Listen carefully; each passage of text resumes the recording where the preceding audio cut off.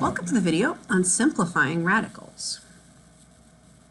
So hopefully you are already familiar with this type of notation. This is asking you to take the square root of 9, which we know is 3, but let's talk about a little bit of vocabulary first. First, that the 2 is called the index, and that 2 doesn't always have to be a 2. We do know that if there is no number visible in this area of the notation, that it is assumed to be a 2. But we're going to refer to that number as the index. And the number inside of this radical symbol as a radicand. And all combined, this is a radical. So how do we simplify these radicals? Like, what are we thinking about when you are asked to simplify? What is your job? And think about what your job is with other types of questions as well. So typically, simplify is to combine like terms, right? Instead of looking at 5 different things, we'd rather look at 1 or 2 things. When we're dealing with radicals, right, if I had 4 root 3 plus 2 root 3, if those are like terms, I might as well put them together. That thing is simpler, right? It's easier to deal with now as a 6 root 3.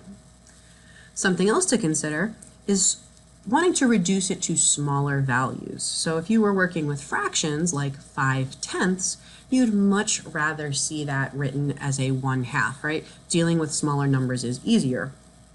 Same thing with taking square roots. If I know that the radicand is a perfect square, why wouldn't I just take the square root and write that as a 9 in this case? If there's any arithmetic to perform inside of a square root, such as when you're doing the quadratic formula, right? This is a portion of the quadratic formula. You obviously want to perform that arithmetic. The question is, what do you want to do with this answer if it's not a perfect square, right? And that's something that you should have dealt with in geometry, but we can talk more about in class if you are unaware of what to do. What I really care about is getting something into a convenient form, right? This is really about manipulation. I know that all of these expressions that I've written down on the screen, they're equivalent to each other, right? But one is better than the other, but that really depends on the situation. Typically, we like to combine like terms, we like smaller values, we like arithmetic to be done. But what about in this situation, right? Can that be reduced to smaller values?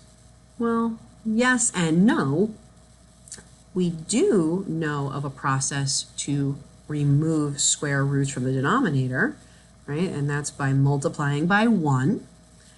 But 1 is written as that root over that same root.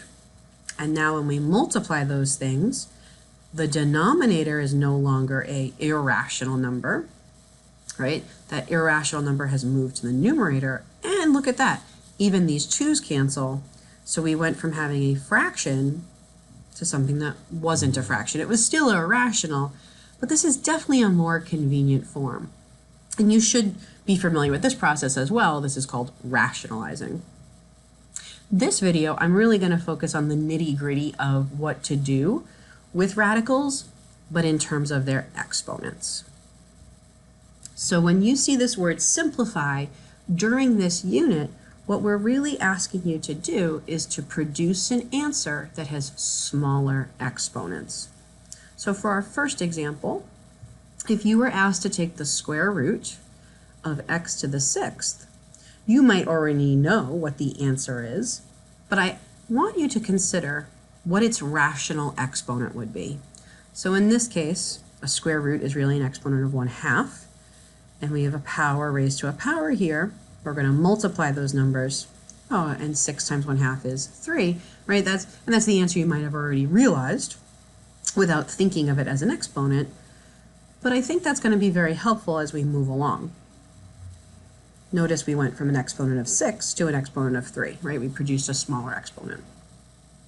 In the second example, notice that that index is missing, right? I said that that's assumed to be a 2. This is a square root. But this time the radicand is an x to the 7th, right? This one is not so straightforward. So when we consider that square root as a rational exponent of 1/2, and we multiply, we can see that x to the 7/2 is really what this expression is equal to. Now it's up to you, right, and whatever the situation is, to determine, was this radical okay? Was it okay to have an x to the 7th? Would you rather have an exponent, right, a rational exponent? Or do you need to even do something to this rational exponent?